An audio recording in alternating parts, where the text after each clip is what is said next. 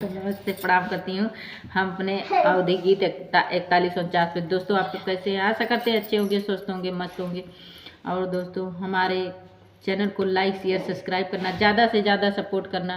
तो बनना एक बनना गीत है, कैसे लगे कमेंट में ज़रूर बताना।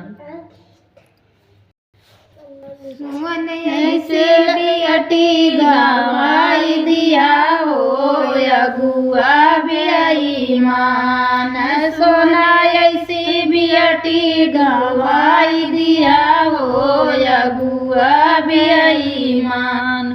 तब तऊ काया करे महला दो मांझा, तब तऊ काया करे बागा बगीचा, ये कईने बुलवा देखाई दिया हो अगुआ बेईमान, ये कईने बुलवा देखाई दिया हो अगुआ बेईमान।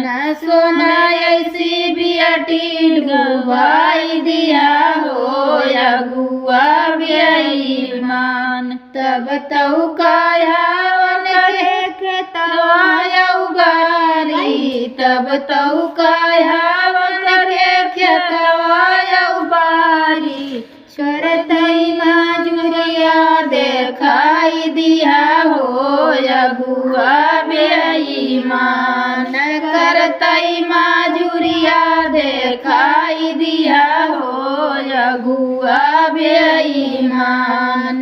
सोना ऐसी बियटी डुबाई दिया हो अगुआ बेईमान। तब तऊ कायावन के महला दू महला, तब तऊ कायावन के महला दू महला, टूटई झोपड़िया देखाई दिया हो अगुआ बेईमान, टूटई झोपड़िया देखाई दिया हो अगुआ बेईमान।